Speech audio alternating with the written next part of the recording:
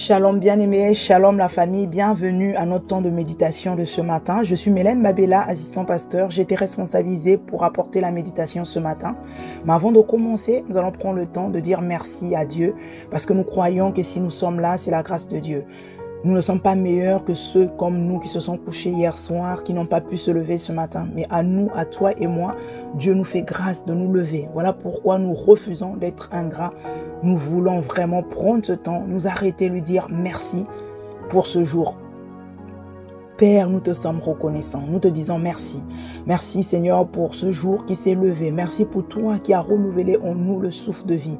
Que toute la gloire te revienne Père, parce que nous croyons, si tu nous permets de nous lever encore ce matin Seigneur, ce n'est pas pour rien. Ce que tu n'as pas fini avec nous, tu as des choses à accomplir avec nous et tu as des choses à accomplir au travers de nous. Voilà pourquoi nous t'exprimons notre reconnaissance pour la confiance que tu nous fais Seigneur encore ce jour. Merci Père, merci pour ta parole, merci pour ce moment. Merci pour tout ce que tu vas encore faire avec nous ce matin. Que toute la gloire te revienne, Père, au nom de Jésus. Amen. Une fois de plus, bienvenue à notre culte matinal. Notre passage d'introduction se trouve dans Marc 5. Je lirai le verset 15 et 16. Mais je parle du contexte. Le contexte, en fait, souvent c'est connu du possédé de Gadara. Mais c'est l'homme qui a été délivré de 2000 démons par Jésus. Alors, je commence au verset 15. Ils vinrent auprès de Jésus et ils virent le démoniaque, celui qui avait eu la légion, assis, vêtu et dans son bon sens. Et ils furent saisis de frayeur. Ceux qui avaient vu ce qui s'était passé leur racontèrent ce qui était arrivé au démoniaque et au pourceau. Donc là, il s'agit des personnes qui connaissaient cet homme qui était possédé de 2000 démons avant que Jésus avait délivré. Et quand ils arrivent, ils voient ce monsieur qui dormait dans les cimetières, qui était totalement délivré. La Bible dit qu'il était dans son bon sens. Étant que c'était une personne, quand on l'attachait, il coupait même les chaînes. Tellement il était violent. On l'appelait fou parce que voilà, il n'était pas dans le bon sens. Mais là, les personnes qui l'ont vu avant et arrivent, ils le trouvent dans son bon sens. La Bible dit qu'ils étaient quoi? Ils furent saisis de frayeur. Ils se sont posé des questions en disant, mais qu'est-ce qui s'est passé? Et ceux qui avaient assisté à la délivrance leur racontèrent ce qui est arrivé. Bien aimé, vous voyez que c'est la transformation. Pourtant, ce qui s'est passé dans le monde spirituel. Mais la transformation qui s'est passée de l'intérieur s'est manifestée à l'extérieur. Ce monsieur n'a pas eu besoin d'ouvrir sa bouche.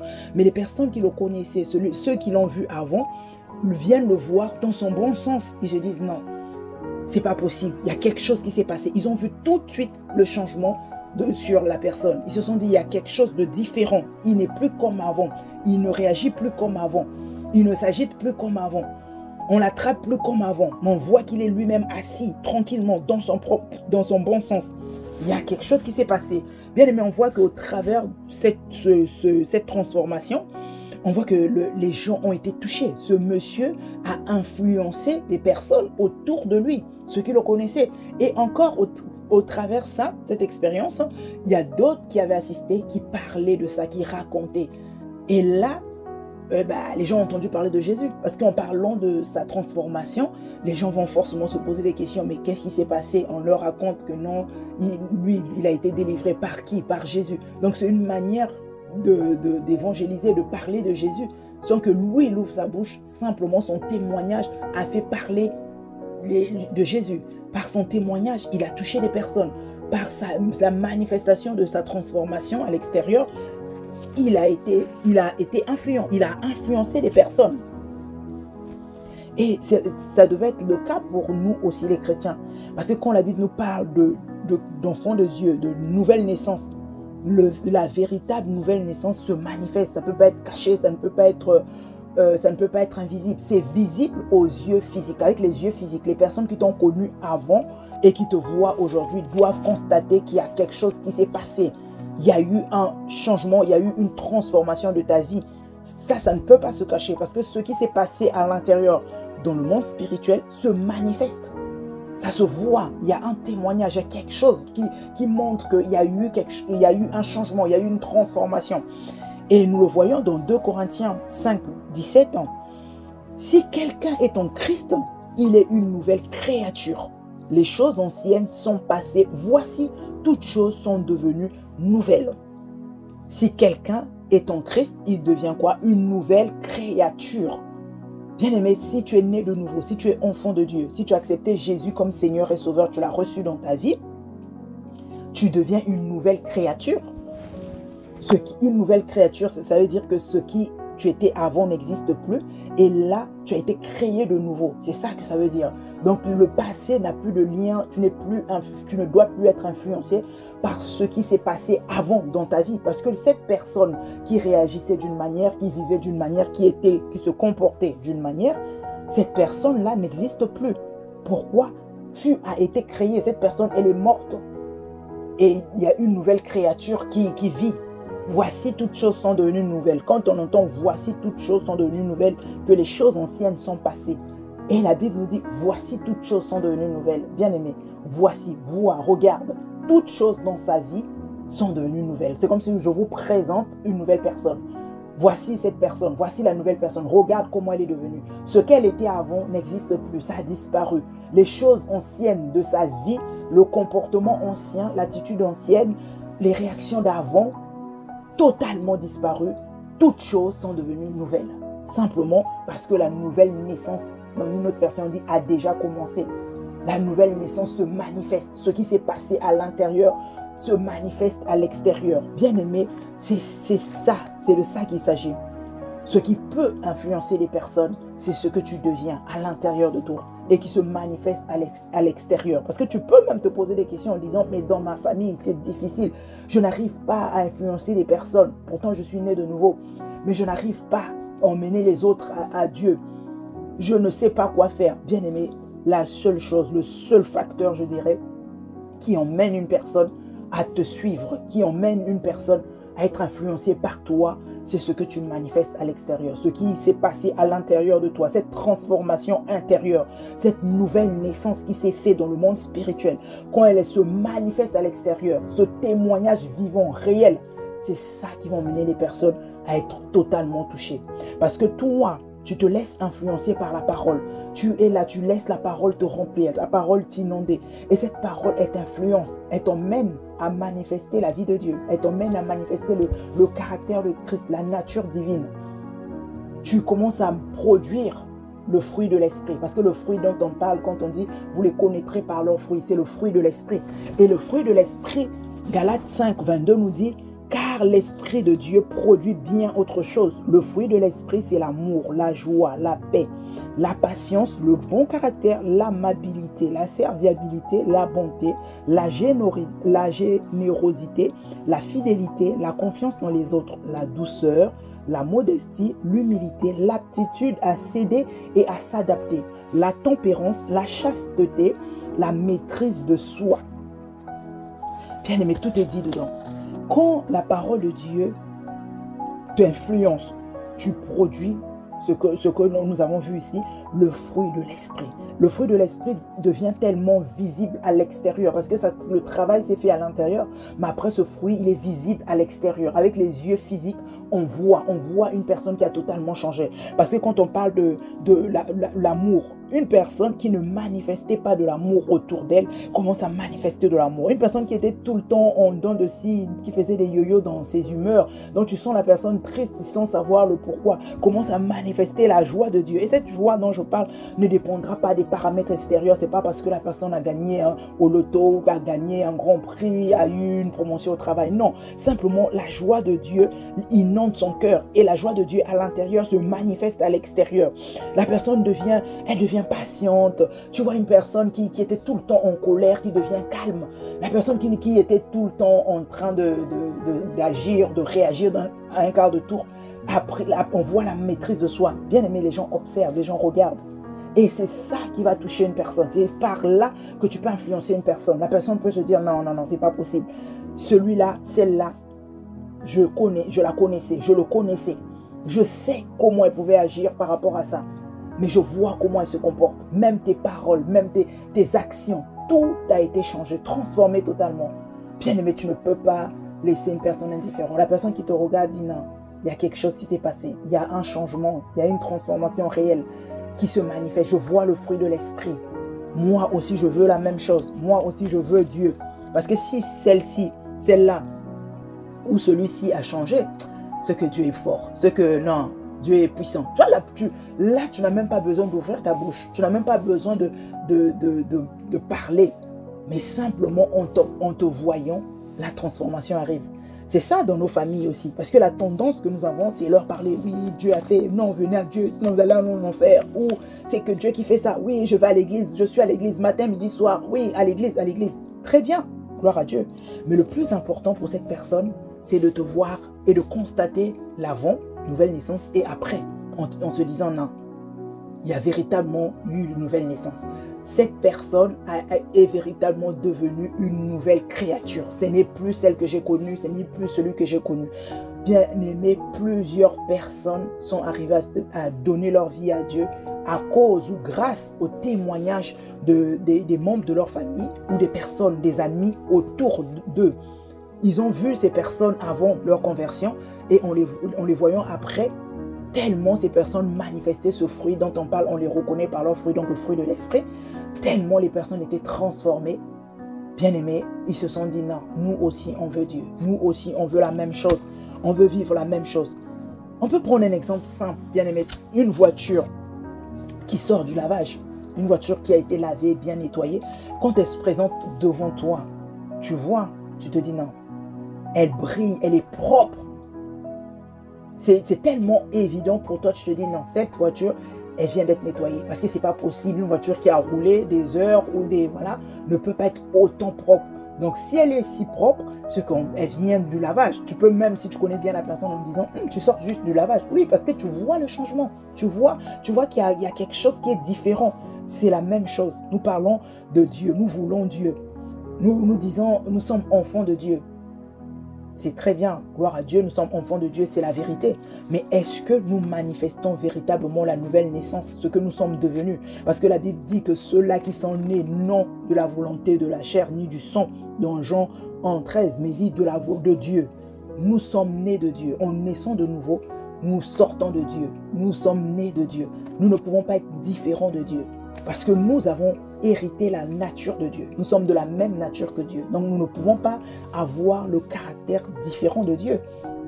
Nous devons laisser Dieu à l'intérieur de nous. Dieu qui nous a influencés de l'intérieur, se manifester à l'extérieur. C'est ça que les gens attendent. Quand on parle de la création qui attend avec un ardent désir la manifestation des fils de Dieu, ce n'est pas parce que nous aurons des villas, des châteaux, des avions, des jets privés, mais ils ont besoin de vivre Dieu, de voir Dieu, que Jésus se manifeste au travers de nos vies, que nous laissons véritablement vivre Jésus, et les personnes qui voient, ils seront touchés, ils seront influencés par notre manière d'être, par notre caractère, par notre manière d'agir, par notre manière de réagir.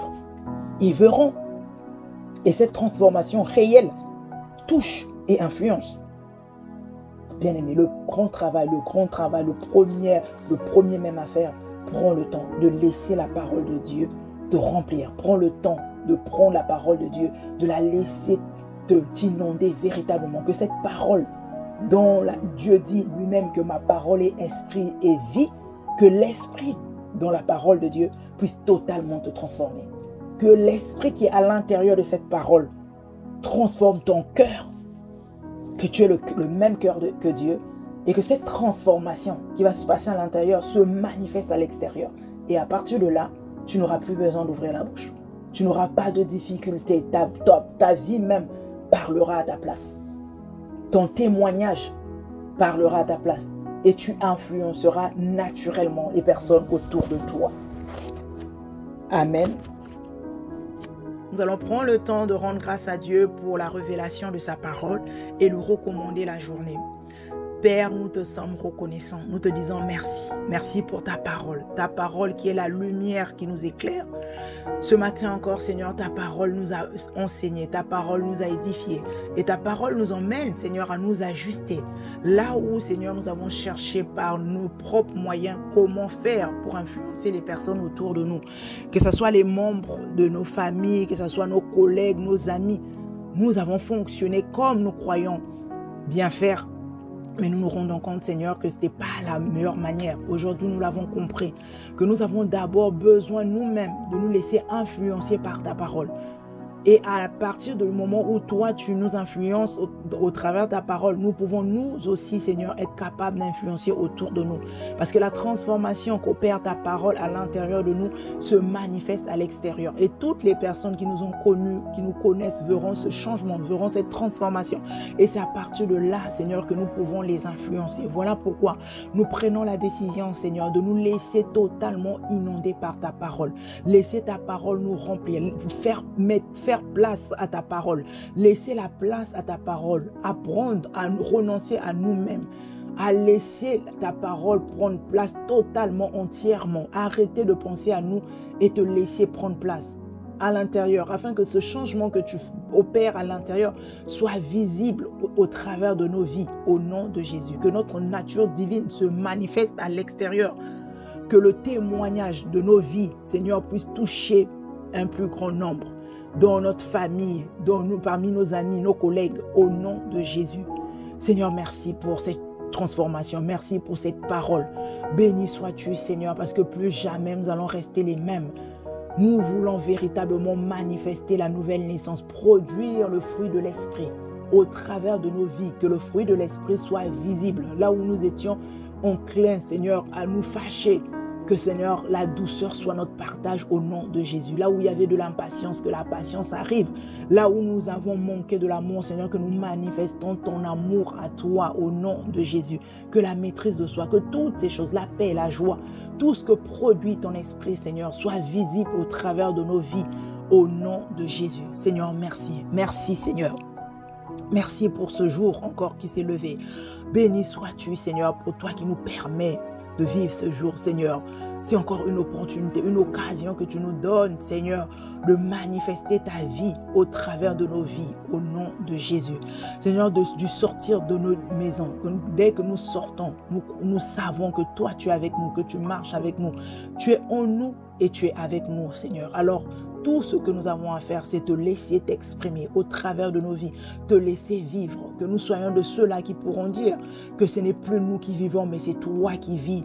Nous te laissons toucher des personnes au travers de nous, au nom de Jésus, au travers de notre caractère, notre nature divine, que les personnes te voient, que toi tu sois transmis, que tu sois donné, que ta paix à toi, qui surpasse toute intelligence, Seigneur, soit transmise au travers de nos vies, au nom de Jésus. Merci Seigneur. Oh Père, nous te recommandons chaque chose, tout ce que nous allons toucher, tout ce que nous allons faire, nous croyons et déclarons que ça serait une réussite au nom de Jésus. Là où hier nous avons échoué, aujourd'hui Seigneur, nous disons plus jamais l'échec. Aujourd'hui nous allons réussir dans tout ce que nous allons faire. Au nom de Jésus. Hier, nous avons procrastiné, nous avons manifesté la paresse. Aujourd'hui, la diligence, nous disons la diligence est notre partage au nom de Jésus. Nous n'allons pas remettre au lendemain ce que nous devons faire aujourd'hui. Tout ce que nous avons à faire aujourd'hui, nous allons le faire aujourd'hui et nous allons bien le faire. Nous donnons le meilleur de nous-mêmes afin d'accomplir toutes nos tâches, nos missions d'aujourd'hui, aujourd'hui même, au nom de Jésus. Seigneur, merci.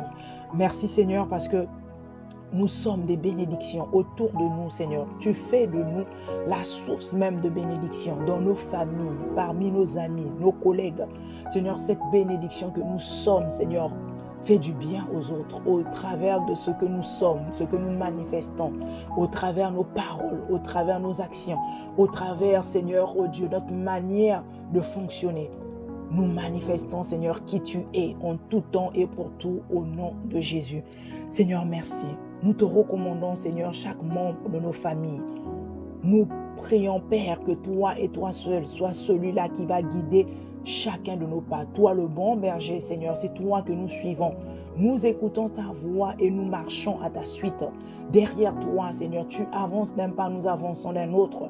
Pas un pas sans toi, Seigneur. C'est notre désir encore aujourd'hui au nom de Jésus. Nous voulons simplement faire ta volonté et ta volonté seule tout au long de cette journée au nom de Jésus. Nous refusons d'ouvrir les portes quelconques à l'ennemi.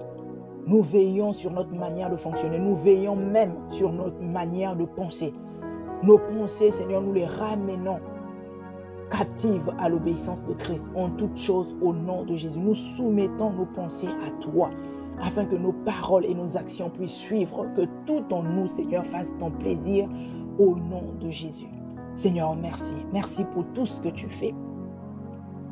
Nous croyons et déclarons que rien ne peut nous résister. Rien. Nous marchons sur les serpents, nous marchons sur les scorpions et sur toute la puissance de l'ennemi. Rien ne pourra nous nuire encore cette journée au nom de Jésus. Seigneur, merci. Merci pour tout ce que tu fais.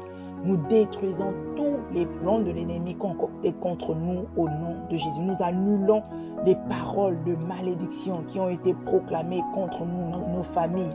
Nous les annulons au nom de Jésus. Ce qui était proclamé comme malédiction se transforme en bénédiction en cette journée au nom de Jésus. Nous déclarons nul et sans effet toute âme forgée contre nous au nom de Jésus. Seigneur, merci. Merci pour tout ce que tu fais. Béni sois-tu, Seigneur, parce que nous croyons, Père, de la même manière que tu as veillé sur nous tout au long de cette nuit et tu as permis que nous vivons cette journée. Père, tu veilleras encore sur nous tout au long de cette journée. Et nous allons rentrer chez nous et te rendre grâce parce que toi, tu as pris soin, parce que toi, tu nous as gardés. Merci pour tout ce que tu fais. Nos familles, nos enfants, nos parents, Père, nous te recommandons chacun entre tes mains, Père. Merci, Papa. Que toute la gloire, Seigneur, te revienne encore en cette journée où nous déclarons que le bonheur et la grâce, ta paix et ta joie vont nous accompagner encore tout au long de cette journée et nous allons demeurer dans ta présence au nom de Jésus. Amen. Amen. Amen. Je vous souhaite une excellente journée. Shalom, shalom.